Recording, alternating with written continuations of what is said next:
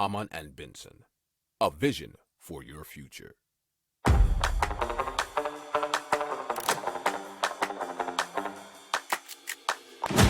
Économie, tech et innovation, hydrogène, énergie.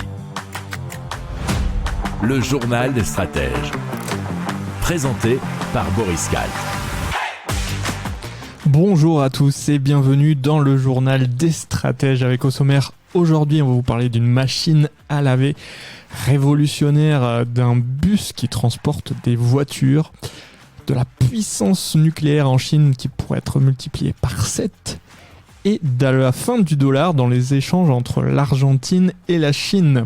Vous écoutez le journal des stratèges numéro 364 et ça commence tout de suite. Hamann and Benson.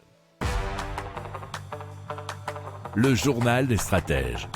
Et donc on parle de la machine à laver de Paradigm Evergreen.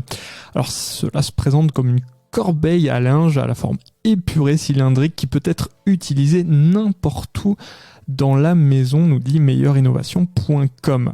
Alors il n'y a pas d'arrivée d'eau puisqu'il va falloir remplir la cartouche d'eau amovible de façon régulière qui est placée à l'arrière de Eva, c'est le nom de cette machine à laver. Alors les eaux usées peuvent être évacuées à l'aide d'un tuyau, mais également depuis un réservoir situé à l'arrière de la machine où elles seront stockées. Donc après avoir été essoré, le linge sera séché, et cela grâce à plusieurs souffleries placées tout autour de la machine. Alors le cycle comprenant lavage, rinçage, essorage et séchage dure environ 90 minutes. Il y a un écran tactile LED et surtout bien des fonctionnalités qui permettent de respecter l'environnement puisque la cartouche d'eau ne contient que la quantité d'eau nécessaire pour le lavage. C'est à peu près 3 kg de linge pour 10 litres environ.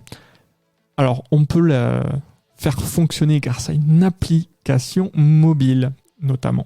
Cet outil vous permettra de vérifier les données spécifiques liées à la consommation de la machine, que ce soit l'électricité consommée, la quantité d'eau utilisée, le CO2 libéré dans l'atmosphère, et donc en fonction de la consommation, l'application donnera des conseils pour modifier les habitudes et être donc plus éco-responsable, peut-on dire. Alors cette machine n'est pas donnée pour l'instant puisque c'est aux alentours de 1085 €. Hamann and Benson. Le journal des stratèges. Et donc on vous parle de Simone, ce concept qui permet de transporter des voitures dans des bus. Donc c'est un service de transport de voitures à bord de bus, et cela à hydrogène et bien sûr sur les autoroutes. Donc les voitures sont chargées sur le toit du bus, sur une plateforme pouvant accueillir entre 6 et 9 véhicules pour être transportés sur de longues distances. Alors, Simone fonctionne via une application mobile où les utilisateurs réservent leur trajet en ligne, choisissent un point de rendez-vous proche d'un péage et ensuite chargent leur voiture sur le toit du bus. Alors, Simone peut accueillir jusqu'à 20 personnes. Le bus est équipé de sièges, de tables et de toilettes. Comme nous l'avons exprimé, il roule avec de l'hydrogène vert. Alors, les tarifs de Simone dépendent du type de véhicule transporté et non du nombre de passagers. Il travaille actuellement sur un premier prototype qui devrait être prêt pour 2024. La société souhaite profiter des Jeux Olympiques pour lancer son projet, nous explique détour.canal.fr. Alors Simone pourra commencer à industrialiser ses bus en 2025 et en avoir une centaine sur les routes d'ici 2030. Hamann and Benson. Le journal des stratèges.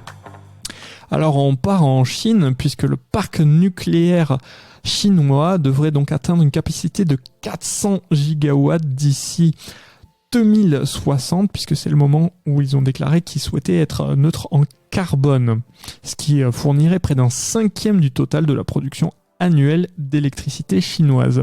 Alors la Chine construit actuellement 24 centrales nucléaires et 10 unités ont été mises en service l'an dernier. Le pays dispose actuellement de 54 centrales nucléaires et le nombre de réacteurs a déjà été multiplié par 10 et cela en 20 ans. Hamann and Benson. Le journal des stratèges. Et donc l'Argentine va désormais payer ses importations chinoises en yuan plutôt qu'en dollars, et c'est ce qu'a annoncé le ministre de l'économie argentin Sergio Massa. Alors cet abandon du dollar dans les transactions avec la Chine, je cite, améliore les perspectives des réserves nettes de l'Argentine et permet de maintenir le niveau d'activité, le volume des importations, le rythme des échanges entre les deux pays et les niveaux de fonctionnement économique dont l'Argentine a besoin, a déclaré donc le ministre de l'économie Sergio Massa.